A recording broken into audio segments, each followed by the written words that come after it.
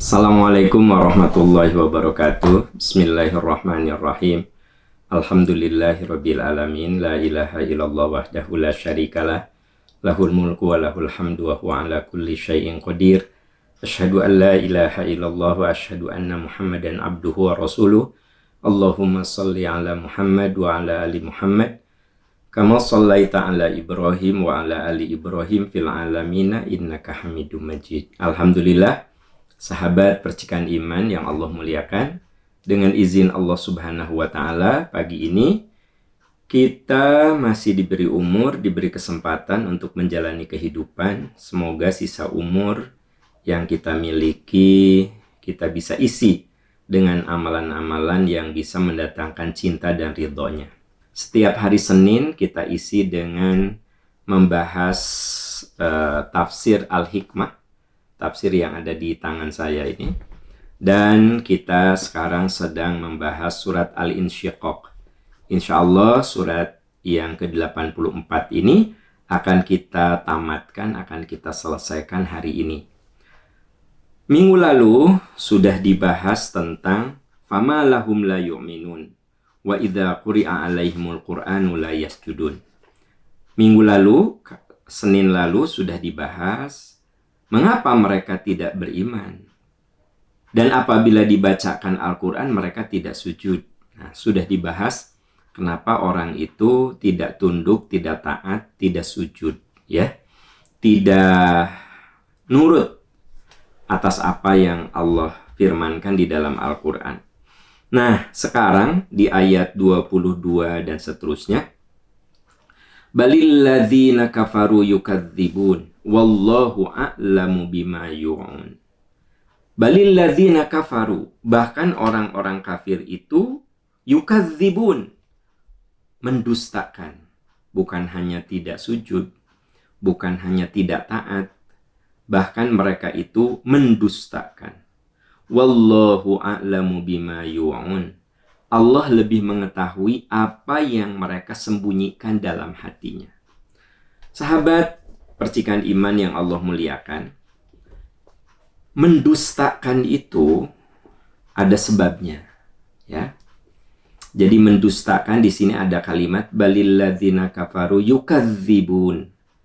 Bahkan orang-orang kafir mendustakan. Pertama, saya harus jelaskan kafir itu apa. Kafaro itu artinya menutup. Kafir itu artinya orang yang hatinya tertutup. Jadi bahasa yang namanya kafir itu artinya menutup. Kafaro, orang-orang yang hatinya tertutup. Tertutup dari nilai-nilai kebenaran. Nah, kufur ini secara garis besar kita bisa bagi dalam dua kelompok. Pertama, kufur i'tiqadi. Kufur i'tiqadi ini adalah orang yang tidak percaya kepada Islam. Makanya di dalam surat Al-Kafirun ada statement lakum dinukum waliyadin. Untukmu agamamu, untukku agamaku. Di situ ada panggilan qul ya ayyuhal kafirun. Katakan, wahai orang-orang kafir. Jadi orang kafir itu orang yang tidak percaya kepada Islam. Ini yang disebut dengan kafir i'tiqadi. Hatinya menolak. Otomatis ucapan dan perilakunya akan menggambarkan atas penolakan hatinya. Itu namanya kufur i'tiqadi. Orang yang tidak percaya kepada Islam, orang yang tidak beriman kepada Islam, itu disebut dengan kafir. Orangnya kafir, perbuatannya kufur.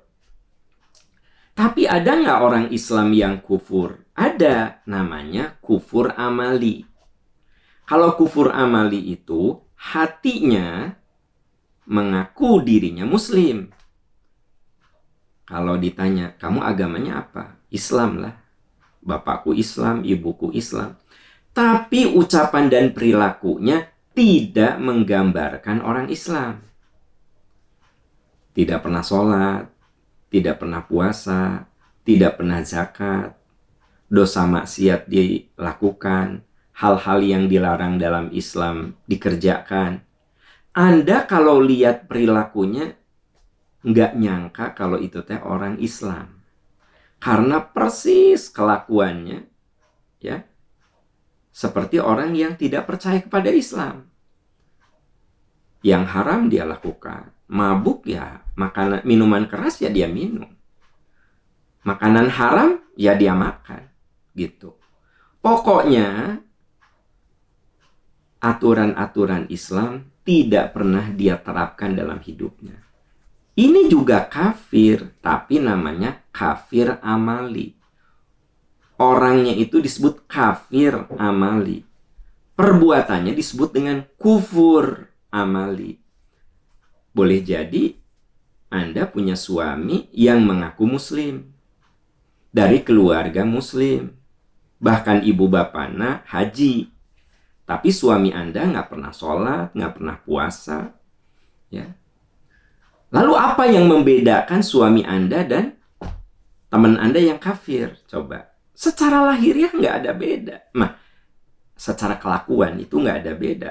Anda punya teman orang non-muslim, nggak pernah sholat, nggak pernah puasa. Ya Anda bilang, ya dia non-muslim. Nah sekarang kalau suami Anda nggak pernah sholat, nggak pernah puasa, apa namanya?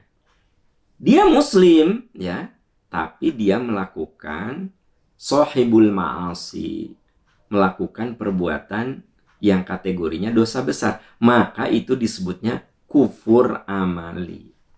Jadi kalau disebut kafir, maka konotasi kita pasti yang beda agama ya. Yaitu benar. Tapi jangan salah.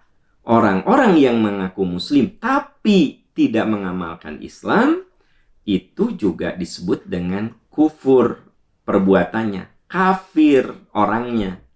Kalau orang itu kafir, kalau perbuatannya kufur. Tapi kategorinya kufur amali. Balilladzina kafaru yukadzibun. Orang-orang kufur itu mendustakan. Kufur yang mana? Bisa kufur i'tiqadi, bisa kufur amali. Jadi orang yang tidak percaya pada apa yang ada di Quran, itu disebut kufur. Mereka mendustakan. Walaupun dia ngakunya muslim, tapi dia mendustakan. Buktinya apa? Dia tidak mau mengamalkan yang ada di dalam ajaran Islam. Nah ini yang perlu saya garis bawahi tentang kufur dan mendustakan. Kalau orang yang kufur i'tiqadi, yang non-muslim, dia tidak mempercayai Islam, dia mendustakan ajaran Islam, ya kita bisa mengerti ya, wong dia tidak percaya sama Quran, wong dia tidak percaya sama rukun Islam, rukun iman, lalu dia mendustakan apa yang ada di Islam, ya itu kan logis ya. Maksudnya, ya itu mah sudah jelas gitu. Yang paling sulit kita cerna adalah kufur, dia ngaku muslim, ya, dia lahir dari keluarga Islam, di KTP-nya juga muslim, tapi ucapan perilakunya tidak menggambarkan keislaman. Nah itu sama juga dengan orang yang mendustakan. Ini kalau kita telaah dari ayat ini. Wallahu a'lamu bima yu'un. Dan Allah lebih mengetahui apa yang tersembunyi di hati mereka.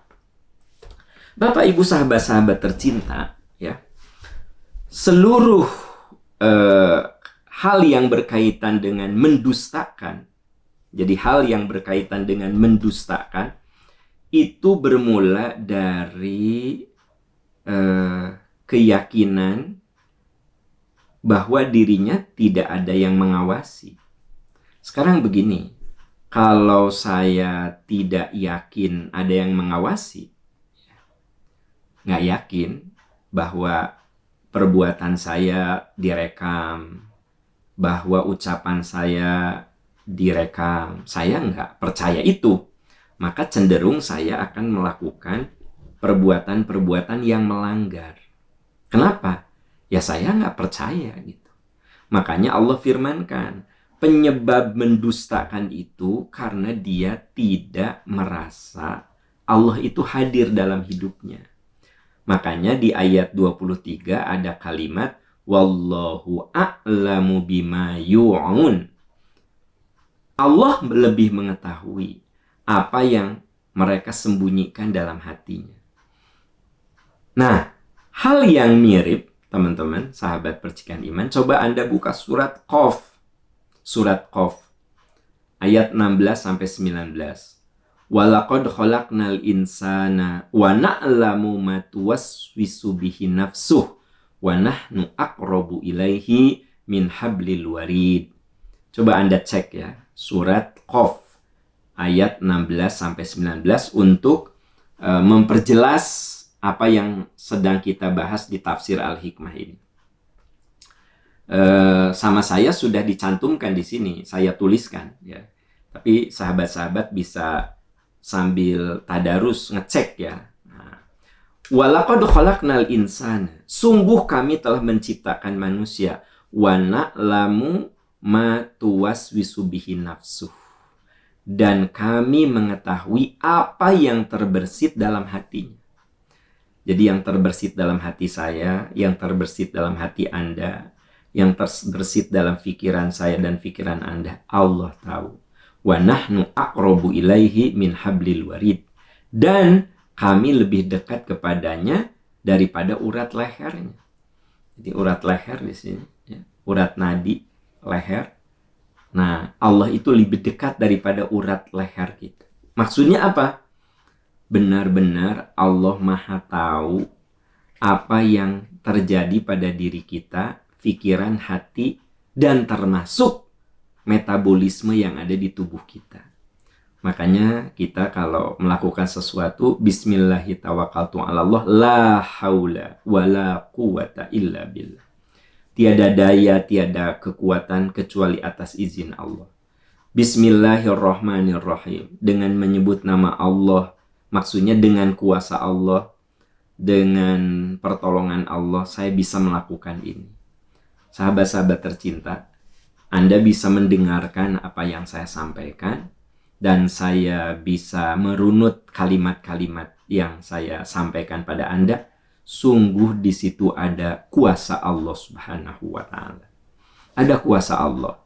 Saya diberi kuasa oleh Allah, diberi kekuatan oleh Allah untuk menghubungkan ayat yang sedang dibahas dengan ayat lain. Betul, itu tidak sekedar menghubungkan, tapi ada ilmunya. Kita perlu belajar namanya ilmu munasabatul ayah.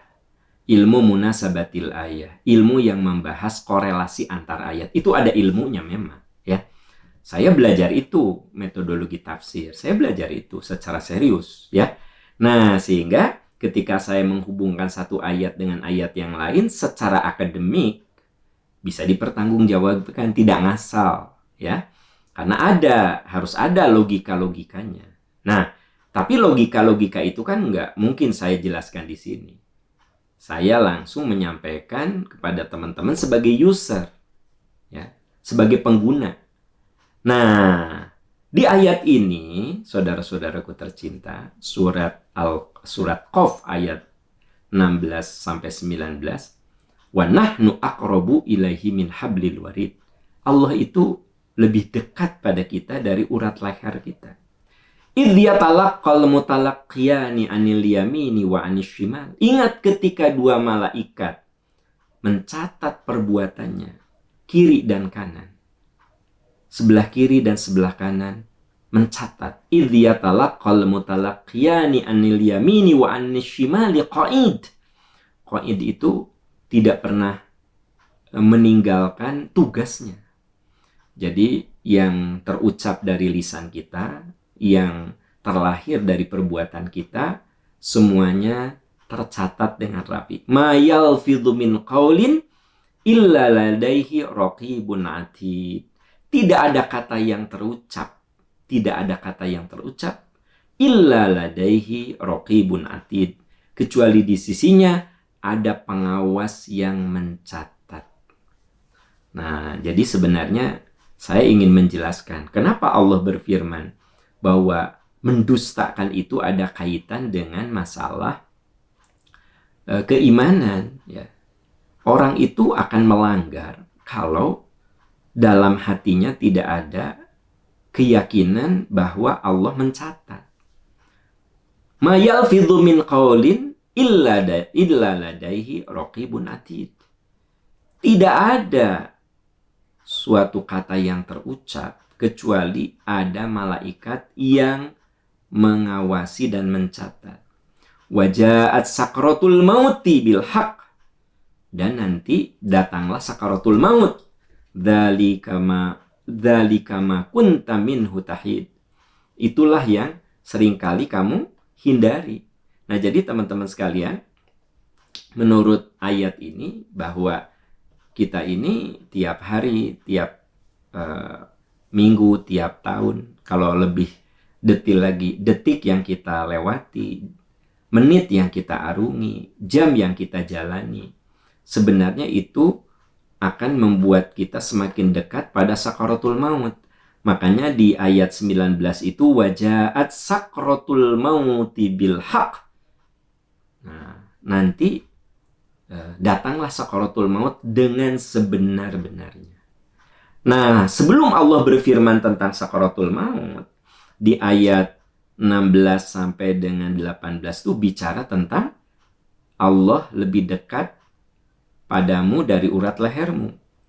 Ingatlah ketika malaikat kiri dan kanan mencatat ma yalfidhu min qaulin illa ladaihi raqibun atid. Dan tidak ada yang terucap darimu kecuali ada malaikat yang mencatat. Nah, ini kekuatan agar kita tidak mendustakan. Ya. Hal ini dikuatkan lagi, Anda lihat surat Al-Mujadalah. Bisa juga disebut dengan Al-Mujadilah, bisa Mujadilah, bisa Mujadalah. Coba lihat ayat 7. Sama, senada. Wallahu a'lamu bima yu'un. Allah mengetahui apa yang disembunyikan. Alam taro. Nah, ini saya hubungkan juga dengan surat Al-Mujadalah. Alam taro annallaha ya'lamu ma fis samawati wa ma fil ard. Tidakkah kau perhatikan bahwa Allah Maha tahu apa yang ada di langit dan apa yang ada di bumi? Bukan hanya daratan, tapi perut bumi. Ma yakunu min najwa salasatin illa huwa rabi'uhum. Tidak ada pembicaraan rahasia bertiga kecuali Allah yang keempat. Wala khamsatin illa huwa sadisuhum. Tidak ada pembicaraan rahasia berlima kecuali Allah yang keenam. Jadi kalau kita sedang berdua, Allah yang ketiga. Kalau kita sedang sendirian, wala adna min dzalika, kita sendirian, wala aktsara illa huwa ma'ahum aina makan. Maka Allah mengetahui dan Allah menggenapkan jumlah kamu. Kalau saya sendirian, Allah yang kedua. Kalau kita berdua, Allah yang ketiga. Nah, makanya kan suka ada yang gini, udah ya, ini mah kita aja yang tahu ya. Nah, gitu. Ani, udah ya, jangan ngomong siapa-siapa loh. Cuma kita aja yang tahu ya, gitu. Aku mah hanya ngomong aja sama kamu, kita aja berdua yang tahu. Lupa nih, bahwa sebenarnya kalau kita berdua, Allah yang ketiga. Kalau kita bertiga, Allah yang keempat. Ma yakunu min najwa salasatin illa huwa rabi'uhum. Kalau kamu melakukan pembicaraan rahasia itu bertiga, maka Allah yang keempat. Kalau kamu melakukan pembicaraan berlima, maka Allah yang keenam, gitu. Ya. Tsumma yunabbi'uhum bima 'amilu yaumal qiyamah. Kemudian Allah akan memberitakan, menyampaikan, menceritakan apa yang mereka perbuat pada hari kiamat. Innallaha bikulli syai'in alim. Nah, surat Al-Mujadalah ayat 7 ini kan berkorelasi dengan surat yang tadi saya sebutkan, surat Qaf. Ma yalfidhu min qaulin illa ladaihi raqibun atid. Tidak ada kalimat yang terucap kecuali tercatat oleh malaikat. Nah, lalu di surat Al-Mujadalah itu ada kalimat tsumma yunabbi'uhum bima 'amilu yaumal qiyamah. Allah akan paparkan apa yang sudah kamu ucapkan dan apa yang kamu perbuat itu pada hari kiamat. Nah, oleh sebab itu, Anda bisa lihat lagi di surat Al-Mulk, ya, ayat 12 sampai 13. Ini teman-teman sekalian, ini metode tafsir Quran bil Quran. Jadi kalau kita lihat dari sudut metodologi ya, alhamdulillah tafsir Al-Hikmah yang ada di tangan saya, yang saya tulis 2 tahun yang lalu ini, seingat saya sudah menjawab 2 peneliti ya, bidang tafsir, terutama dia ingin tahu metodologi yang saya tulis di sini apa, metodologinya ya.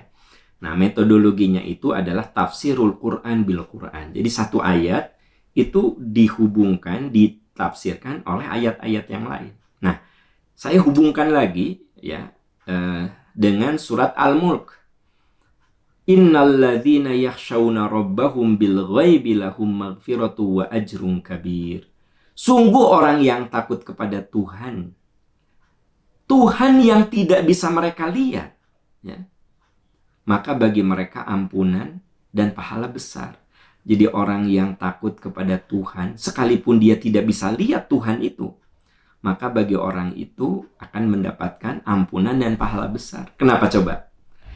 Itu kaitannya dengan yang kita lihat tadi ayat 22. Orang kufur mendustakan. Allah tahu apa yang ada di hati mereka. Jadi pendustaan itu, pelanggaran itu, pemberontakan itu, pembangkangan itu, ya karena Allah tidak hadir dalam dirinya. Ya kalau Allah tidak hadir dalam diri kita, maka sudah bisa dipastikan kita akan melakukan perbuatan-perbuatan yang terlarang. Karena tidak hadir Allah itu dalam diri kita.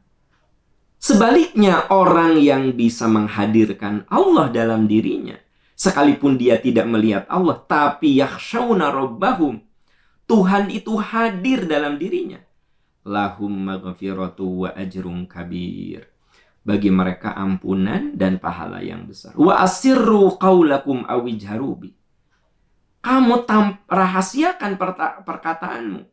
Awijharubi, atau kamu tampakkan. Innahu alimun bidzatis sudur. Allah Maha tahu apa yang ada di hatimu. Jadi begini, mau kita ucapkan, ekspresikan, ataupun mau kita rahasiakan, bagi Allah mah sama. Allah tahu apa yang saya katakan dan apa yang tidak saya katakan, apa yang Anda sampaikan secara terang-terangan dan apa yang Anda lakukan secara sembunyi-sembunyi. Allah Maha tahu. Wa asirru qaulakum awijharu bih. Apakah kamu menampakkan atau menyembunyikan?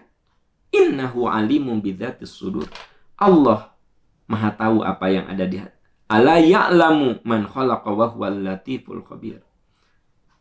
Allah itu Maha tahu. Bukankah Allah Maha tahu apa yang kamu kerjakan? Nah, jadi saudara-saudaraku tercinta, dari ayat-ayat yang saya tadi sampaikan itu lebih menjelaskan ayat 23. Wallahu a'lamu bima yu'un. Dan Allah mengetahui apa yang mereka sembunyikan dalam hatinya. Tadi ayat-ayat yang membahas masalah itu sudah saya jelaskan. Fabashirhum bi'adzabin alim. Berilah kabar gembira dengan azab yang pedih. Ini bahasa apa? Kalau namanya bergembira, gembirakanlah itu kan biasanya untuk sesuatu yang menyenangkan ya. Ya, gembirakanlah dengan hadiah. Gembirakanlah dengan piknik. Hiburlah dengan makan-makan. Nah, jadi kata-kata gembirakanlah itu sesuatu yang menyenangkan.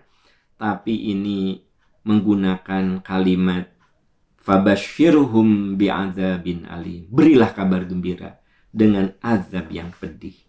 Saudara-saudaraku tercinta, kenapa ada kalimat gembirakanlah dengan azab yang pedih? Karena sebenarnya kita ini oleh Allah diberi kebebasan untuk memilih. Anda bisa lihat dalam surat Al-Kahfi ayat 29. Di sini saya tulis. Anda bisa lihat di dalam surat Al-Kahfi ayat 29. Wa qulil haqqu mir rabbikum. Katakan, kebenaran itu datang dari Tuhanmu. Faman syaa falyu'min wa man syaa falyakfur. Siapa di antara kamu yang iman, yang mau beriman, silakan beriman. Siapa di antara kamu yang mau kufur, silakan kufur. Jadi sebenarnya saya, Anda, dan kita semua oleh Allah tuh diberi kebebasan. Kalau kamu mau iman, ya silahkan iman. Faman syaa falyu'min. Tapi kalau kamu mau kufur juga, ya silahkan kufur. Qulil haqqu mir rabbikum. Sampaikan, kebenaran itu datang dari Tuhan. Pilihan dikembalikan sama kamu. Mau memilih kebaikan, keburukan, mau memilih jalan sesat atau jalan yang lurus, terserah. Hanya semua ada konsekuensinya, gitu loh. Makanya ada kalimat, gembirakanlah dengan azab yang pedih. Karena sudah memilih ya keburukan. Ya. Allah itu, sahabat-sahabat tercinta, memberikan kepada kita perangkat. Qul huwallazi ansha'akum wa ja'ala lakumus sam'a wal absara wal af'idata qalilan ma tashkurun. Surat Al-Mulk juga ayat 23. Katakan Allah yang telah menciptakan. Wa ja'ala lakumus sam'a, Allah berikan pendengaran. Wal absara, Allah berikan penglihatan. Wal af'idata, Allah berikan akal dan nurani. Sedikit sekali kamu berterima kasih. Yang dimaksud sedikit sekali berterima kasih apa? Kamu sudah diberi perangkat yang begitu hebat, yang begitu indah, yang begitu canggih, tapi kamu kok tidak bisa membedakan mana yang benar, mana yang salah, mana kejujuran, mana dusta, mana adil, mana zalim, mana khianat, mana amanah. Kok kamu tidak bisa membedakan? Seolah-olah begitu, ya. Makanya qulil haqqu mir rabbikum. Katakan, kebenaran itu kan sudah datang dari Tuhanmu. Tuhanmu sudah menjelaskan kebenaran-kebenaran itu. Faman syaa falyu'min. Kalau mau beriman, silahkan beriman. Wa man syaa falyakfur. Kalau mau kufur juga silahkan kufur. Tapi setiap keputusan yang kita ambil ada konsekuensinya. Inna a'tadna lidh-dhalimina nara. Kami siapkan bagi orang-orang yang zalim. Zalim itu orang yang tidak bisa menempatkan sesuatu pada tempatnya. Di surat Al-Mulk ayat 23 kan Allah berikan pendengaran, penglihatan, akal, nurani. Nah, kita tidak tempatkan secara proporsional. Malah kita khianati nurani kita, khianati pikiran kita.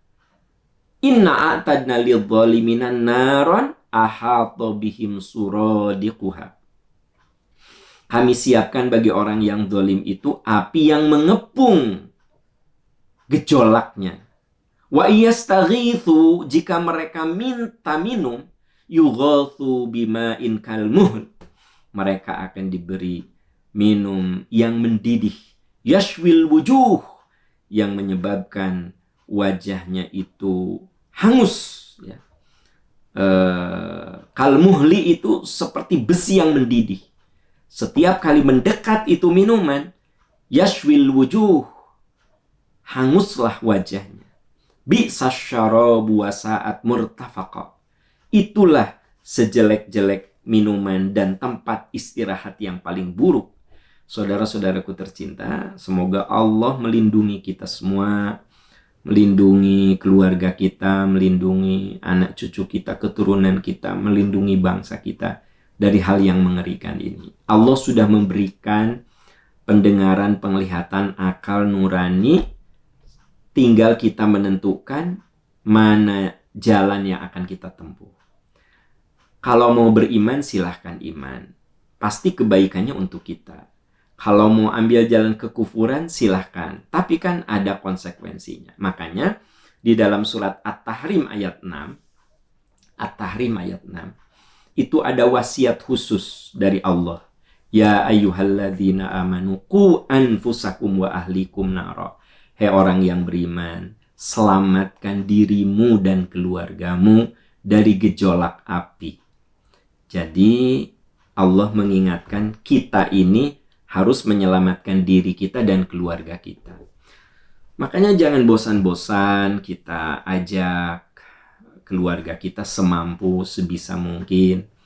Paling tidak kalau kita tidak kuasa untuk berbicara, untaian-untaian doa yang baik-baik itulah yang kita sampaikan, kita mohonkan kepada Allah.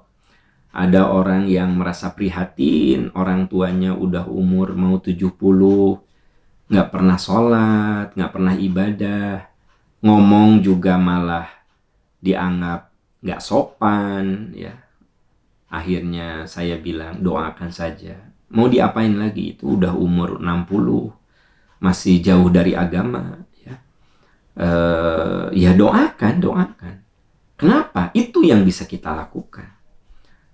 Punya istri diingatkan malah melawan, diingatkan malah berantem. Ya udah nggak kuasa suaminya itu. Ya doakan, ya.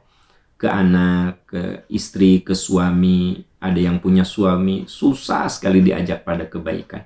Ya doakan, itu bagian dari menyelamatkan diri dan keluarga. Ya ayyuhalladzina amanu qu anfusakum wa ahlikum nara. Hai orang beriman, selamatkan dirimu dan keluargamu dari gejolak api waquduhan nas wal hijarah, di mana bahan bakarnya itu dari manusia dan batu. Alaiha malaikatun ghiladun syidad. Di neraka itu ada malaikat yang bengis, yang kasar. La ya'sunallaha ma amarahum wa yaf'aluna ma yu'marun.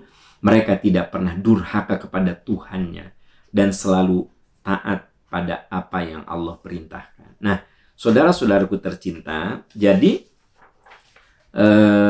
surat Al-Insyiqaq ayat 22 sampai dengan 24 ya, mengingatkan agar kita semua sadar betul bahwa kedurhakaan itu terjadi karena kita tidak merasa diawasi, ditatap, dilihat, direkam ucapan dan perbuatan kita. Dan ayat-ayat ini memberikan isyarat bahwa kita sebenarnya oleh Allah sudah diberi perangkat, pendengaran, penglihatan, dan akal untuk memilah dan memilih. Siapa yang mau beriman, ambillah jalan keimanan, pasti ada balasannya. Tapi kalau mau kufur, ya silahkan ambil jalan kekufuran, pasti ada konsekuensinya. Nah, konsekuensinya berilah kabar gembira dengan azab yang pedih. Lalu, apabila kita mengambil jalan keimanan, illalladzina amanu wa amilus solihati lahum ajrun ghairu mamnun. Closingnya itu. Adapun orang-orang beriman dan mengerjakan kebaikan, mereka akan mendapatkan pahala yang tidak putus-putus. Alias pahala yang abadi, yang tidak putus itu. Makanya teman-teman sekalian, ayat surat Al-Insyiqaq ayat 22 sampai dengan 25 ini memberikan gambaran bahwa in ahsantum, kalau kau berbuat baik, ahsantum li anfusikum, maka kebaikan itu bukan untuk orang lain, ya untuk diri kita. Wa in asatum falaha, tapi kalau kamu mengambil keburukan, keburukan juga bukan untuk orang lain, ya untuk kamu gitu loh. Makanya ketika Allah berfirman fabashirum bi'adzabin alim, berilah kabar gembira dengan azab yang pedih, tapi kemudian Allah katakan, adapun orang-orang yang beriman, nah, yaitu orang yang menggunakan akal, pikiran, nuraninya untuk mengambil jalan kebenaran. Wa amilus solihat, dan dia beramal, berkarya. Karena itu saya ajak teman-teman program yang nyata, yang amal gitu kan. Kita ini nggak cukup teman-teman, sahabat-sahabat, cuma dengerin ceramah. Terus actionnya apa gitu loh, ya? Aksinya apa? Wujud nyatanya apa gitu? Karena kita tidak cukup cuma dengerin ceramah hidup itu, tapi kita harus bisa membuat sebuah kontribusi bagi siapapun, bagi diri kita, bagi keluarga kita, bagi saudara-saudara kita, termasuk untuk alam. Ketika kita menjaga keseimbangan alam, membuang sampah pada tempatnya. Kita jaga gunung-gunung itu tidak gundul, kita reboisasi. Kita usahakan alam ini seimbang. Itu tuh termasuk amal soleh. Lahum ajrun ghairu mamnun. Bagi mereka itu pahala yang tiada henti. Nah, ini dikuatkan banyak sekali ayat-ayat yang berbicara seperti ini. Saya ambil dari yang juz amma aja dulu, yang surat Al-Mutaffifin. Innal abrara lafi naim. Sungguh orang-orang yang berbakti itu benar-benar dalam surga yang penuh kenikmatan. Alal araiki yang turun. Mereka duduk di singgasana melepas pandangan. Ta'rifu fi wujuhihim nadratan naim. Tampak sekali kebahagiaan itu di wajah mereka yang penuh kenikmatan. Jadi Anda bisa bandingkan tadi yang dijelaskan di surat Al-Kahfi ayat 29 itu iyastaghithu yughatu bima'in kalmul. Ketika mereka minta minum, mereka diberi minum seperti dengan air besi yang mendidih, yashwil wujuh, yang membuat wajahnya itu terbakar. Bi'sasyarabu wa sa'at murtafaqo. Minuman yang paling mengerikan dan tempat yang paling mengerikan. Itu kalau kita mengambil jalan keburukan. Tapi kalau kita mengambil jalan kebaikan, alal araiki yang durun, ta'rifu fi wujuhihim nadratan naim. Kamu lihat kebahagiaan itu terpancar dalam wajah mereka. Lalu di dalam surat Fussilat, saudara-saudara sekalian, ayat 31, nahnu awliya'ukum fil hayatid dunya. Kami adalah pelindungmu dalam kehidupan dunia. Jadi kalau kita mengambil jalan kebenaran, jalan kebaikan, nasihat-nasihat yang datang dari Allah kita pegang teguh, perbuatan dosa dan maksiat kita berjuang untuk tinggalkan, perbuatan-perbuatan mulia kita kerjakan, ya, dosa kita tinggalkan, perbuatan mulia kita kerjakan. Maka di dunia, aulia ukum fil hayatid dunia.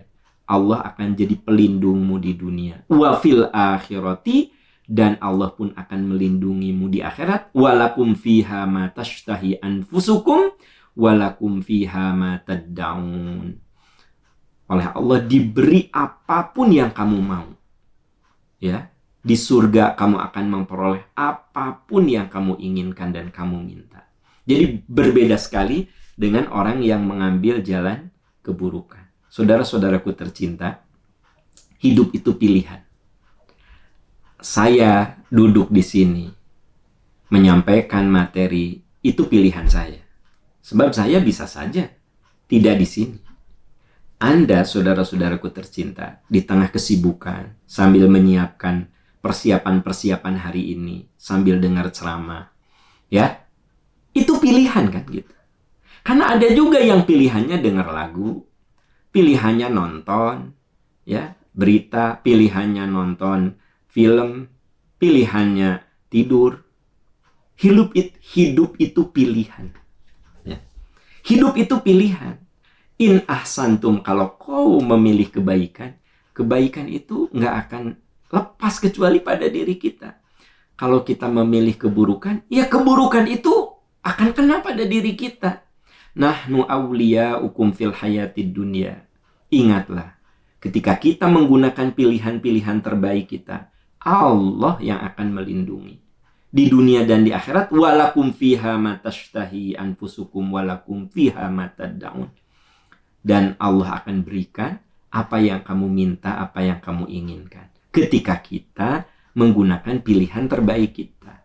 Nah ini sahabat tercinta, bagian terakhir dari surat Al-Insyiqaq yang bisa kita telaah pada pagi ini, ayat 22 sampai dengan 25. Maka selesailah surat Al-Insyiqaq. Insya Allah, kalau kita semua diberi umur dan kesehatan, kita akan masuk minggu depan ke surat yang berikutnya, insya Allah. Ya, demikian saudara-saudaraku tercinta, semoga Allah menolong kita, memberkahi kita, semoga kita semua diberi kekuatan untuk berada di jalan kebenaran, keluarga kita menjadi keluarga yang penuh mawaddah warahmah sakinah, dan anak cucu kita menjadi anak cucu yang soleh solehah, yang sehat, yang cerdas, yang bisa menghadapi tantangan zaman. Dan semoga kita bisa menjaga ukhuwah dan persahabatan di dunia, dan kita bisa bertetangga dalam surga Allah nanti. Amin ya rabbal alamin. Semoga Allah menolong kita. Terima kasih sahabat-sahabat tercinta. Subhanaka Allahumma wa bihamdika asyhadu an la ilaha illa anta astaghfiruka wa atubu ilaik. Walhamdulillahi rabbil alamin. Wassalamualaikum warahmatullahi wabarakatuh.